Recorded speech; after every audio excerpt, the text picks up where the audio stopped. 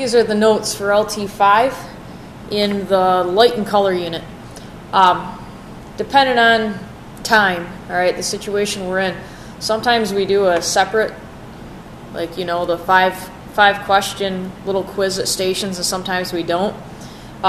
So when I'm currently giving these notes, we are not doing these as a separate learning target in terms of testing separate. So that's why you see those X's there. But the important parts from the Human Animal Vision project will be on the unit test. So it's still important you understand these concepts.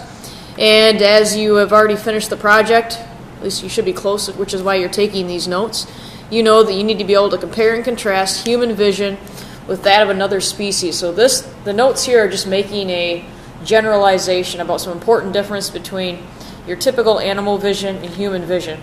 I'm going to cheat just a little bit on these notes, and they're already written out, but just kind of going through this step by step. Through doing these projects, you should by now understand what the pupil of your eye does. So that's the part that appears to be black, and it's just a hole that allows a light to come through it. All right, so it's just an opening. In humans, we have round pupils. A lot of animals will have different shaped pupils, especially if they're nocturnal. So like if you have a furry little friend, a little house cat, they tend to have slit pupils. Slit pupils are better at adjusting to differences in light. So, you know, when it's dark in the classroom and the teacher flicks on the light and they don't warn you, and you're like, oh, it hurts, the light. It's because our pupils, any pupils that are round, take a long time, relatively speaking at least, to expand or contract. All right, so that quick difference in light to a cat is not as big of a deal because of the slit opening. All right, so that's one of the differences in animal vision versus human vision.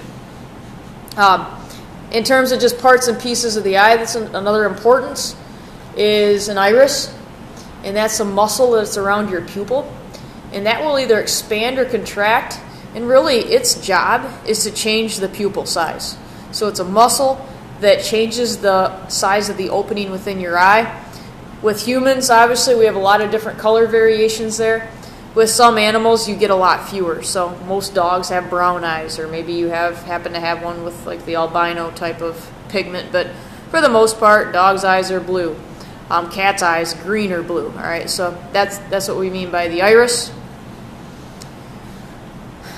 Going through your eyes, so you've got the hole, you got the iris around it, and then as soon as light goes through that opening, it's going to hit a solid part of your eye, at least a fairly solid part, called the lens, and that is going to bend or refract light onto the retina. So that's kind of the focusing point. All right, it focuses the light onto the retina. If you wear contacts or eyeglasses, a lot of the times the reason for that is because there's some sort of defect with that lens. So it doesn't focus it into a nice beam on the back of your eye, on your retina. Instead, maybe it scatters it a little bit, which isn't what you want. So therefore, corrective lenses help to fix that situation. Okay, so the light comes through, bends, it refracts on the lens to the retina. Now in humans, the retina is where your rods and cones are located. So it's like a membranous sheath, all right, like a membrane. And there's little receptors back there, rods and cones. It's not like you would see them, okay, they're microscopic. But the rods are really good at intensity of light, just picking up light versus dark, and really good for peripheral vision, whereas cones, those detect specific frequencies. So that's what helps with our color vision. All right, I'm going to add something here. So we know for people, as long as you have normal vision, you're not colorblind, we have red, blue, and green cones.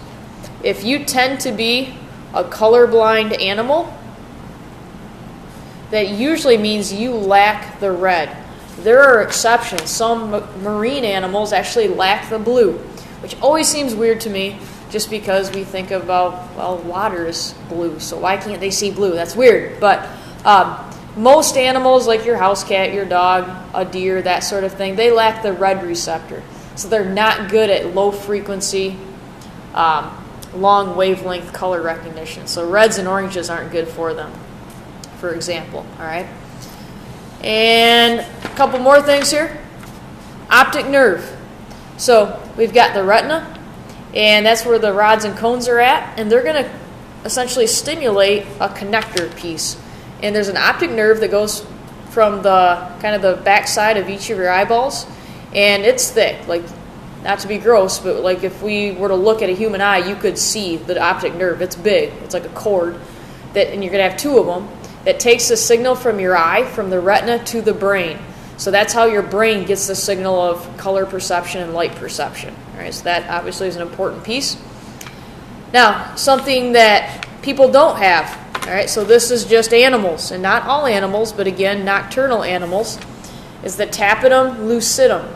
And that's that reflective layer, the mirrored look. And what that's going to do is, as light comes through the pupil, let's say of a deer, they have a lot of rods, not as many cones, they've got a lot of rods, and so light will bounce around inside of their eyeball and give their retina, give their rods a longer time to grab onto that light, so it helps them see better at night. So if you're a bully and you shine a light in your poor little cat's eyes and you see that glowing look, that's because this reflective layer is bouncing all that light around so that more and more rods can grab it. So you'd probably also see like the pupil would try to dilate down in order to stop that, or constrict down, constrict down. And then last thing here, we've kind of already talked about it a little bit, but when you talk about trichromatic vision, that's with humans with normal color perception, all right, so that are not colorblind. So make sure you know those words. Tri means three, chromatic refers to color, and then usually, and even with people, if they're colorblind, it's oftentimes the red, not as standard with people which one they'll lack. But with animals, when they're dichromatic or colorblind, it's almost always the red one that is missing. All right, so between this, listening to everybody's presentations, and then the unit review, you will be fully prepared to answer LT5 questions that will show up on the test. All right, good luck.